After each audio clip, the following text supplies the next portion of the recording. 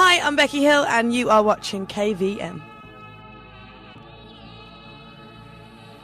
It's Laura Alexandra here for KVM, and I'm honoured to be in the presence of a singer, songwriter, somebody that's worked with the biggest names in the music industry, been involved with 3 smash hits, and of course a #1. And this month, she's upfront artist for 4 Music as well. She's only 20 years old, so please welcome Becky Hill. Hi, what a nice intro. Thank you very much. Well, you know, I thought I should, since I'm in the presence of a god, quite frankly. That's lovely. Now let's talk about, you are only 20. Yes. So where next? You've already achieved such a lot. Well, I'm hoping to have a #1 off my own back. That'd be nice. I'm sure you will. Yeah, well, I hope so. So yeah, just kind of trying to release my own stuff. So I got a single out on the 9th of November, and that's on pre-order at the moment. And then we're just kind of preparing for the album next year. So hopefully I'll be a fully fledged solo artist next year. Cool. And let's go right back to the beginning, if we may, because I think there's something a lot of people maybe don't know, that you were in a band first of all that got a lot of attention from BBC Introducing, the Shaking Trees. Yeah, Shaking Trees. So what's I just want to know, solo or band? What do you prefer? I've always preferred band. I've always preferred band. I just think it's just a bit more vibey on stage. You've got a load of people who all love the music that they're playing and are all into it and all are bouncing off each other. So I've always been a band girl, but it's nice now because I've got my own little band, the Becky Hill band. So oh, cool. They're really cool as well. So you're consistent with them as well? Do you sort of take them with you everywhere you go? Yeah. I mean, it's still early days for us at the moment, but yeah, I'm getting used to them and they're getting used to me. And we've just done the KTV tour together, so it's been nice to spend some proper quality time with them. Oh, wicked. And let's go back as well, once again, to The Voice, Series 1. Yeah. When you got into Jessie J Teen, was that like a really pivotal moment in your career for you? I mean, I didn't have a career. I was 17, so the only career I had was my bar work. So yeah, I mean, it was definitely a moment. I had my bags packed to go home. I didn't think I'd even get a chance to sing, let alone get through. So I was over the moon when it kind of happened, and I'm reminded what it's like in the real world. And I think that for me is very much real world. And you know, I find it difficult to be anything but myself, and I don't think anybody should hold themselves on their successes. People should just hold themselves on who they are and not what they've achieved in life. So I think, you know, I've got good morals, I think. Yeah, no, you sound like you have. And like I said before, you know, to me, at 20 years old, you've already achieved such a lot. But let's talk about motivation as well. What actually motivates you to go ahead and write your songs? I think it's a lot of past experiences. I like to write from the heart.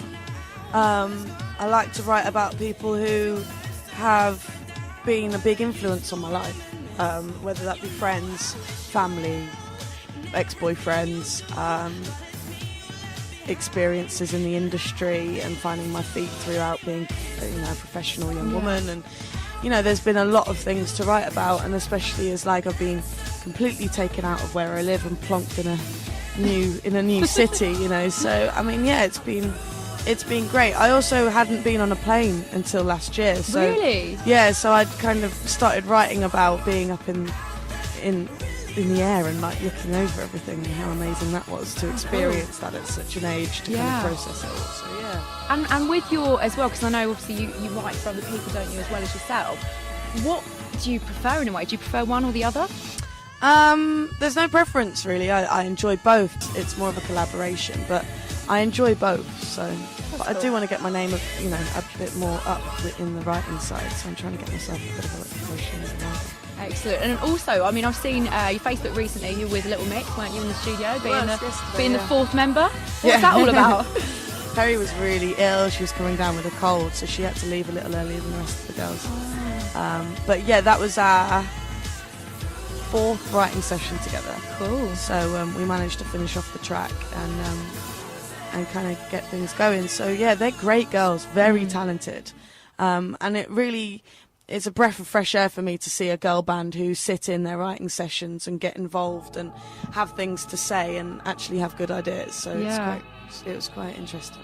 Let's talk about some cool things. The coolest thing, in fact, you've ever done, because I was watching one of your videos actually online where you've gone to Las Vegas, you were having an interview out there, and you let off some fireworks in the desert. This was such a cool moment. Oh my God, it was so much fun. And you just look like you were absolutely almost a little bit in awe, because like you're saying, you know, you're from a little village, and then you're there in Las Vegas with fireworks in the middle of the desert. What is the coolest thing you've ever done? Because you must have had some amazing experiences. I think swimming in the sea in Malta, because the sea was really warm. And we went, you know, Vegas was definitely a moment. It was, you know, it was travelling through the desert and finding these random little houses in the literally the middle of the desert.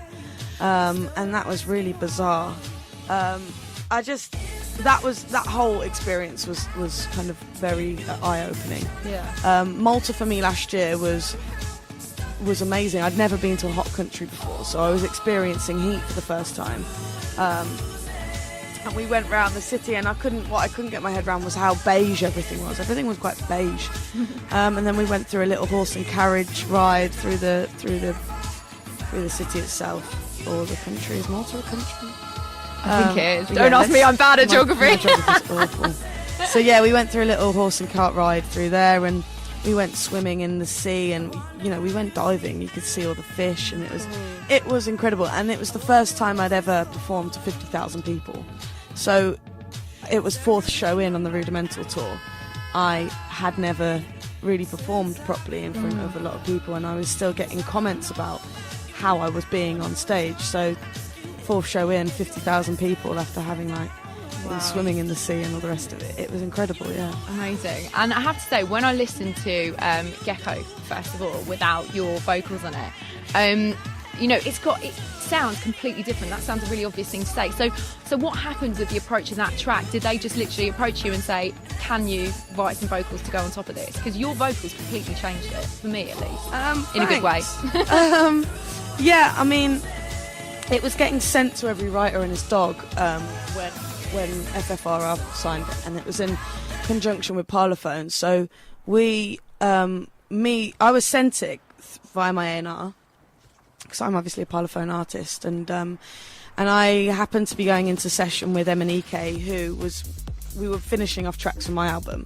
So once we were finished for the night, I said, oh, Uzo, I've been sent this track called Gecko, do you want to give it a go? And he went, oh yeah, I've been sent that as well. And we wrote it within about 2.5 hours, and then kind of 2 weeks later it was being played on Radio 1. So it was probably the quickest turnaround I've ever seen for a track. Wow. Literally written, recorded, out there on the radio, number one. And it was quite surreal, really, for me. Yeah. I was not expecting it to be like that. So yeah, it was incredible. Very quickly it happened. You make it sound so easy as well. 2.5 hours, done. Yeah, I mean, me and Uzo, you know, it's hit and miss with me and him, really. Any facts or anything like that people wouldn't necessarily know? Or do we know everything? What would people not know about me? I can't stand silence. So I listen to music overnight. Do you? All night, yeah. I have constant music playing when I'm sleeping. So you do like white noise and stuff like that? There's always something going on in the background. I play music. I play like Bon Iver and Ben Howard, and those are the two people, the two artists I play, and a bit of Ed Thomas, who is up and coming as well. But yeah, that's the kind of stuff I sleep to, and I put it on repeat, and it plays all night. Cool. I don't like sleeping with silence, because I find I can hear my brain too much. Oh, wow. So yeah, that's my brain doesn't make any noise, so I'm alright. Yeah, mine does. Mine keeps talking to me, and I'm like, oh my god, just listen to some music and shut up. I'm afraid mine's not that active, sadly. Yeah, it needs to be. that's the territory of being a writer. You're always kind on of the go. Yeah, constantly thinking. Yeah, it's horrible. Well, let's talk about now. I've had one question come in, which was from someone called Vitamin G. He's asking, do you think to be successful? It's a great name, isn't it? Do you think to be successful in the music industry, you need to come to London? Yes. Yes. Short answer. Yeah, but you're talking to someone who's very extreme of my case. I come from a really small town in the middle of nowhere. Yeah. So for me to make it, I needed to be anywhere but that small town. Yeah.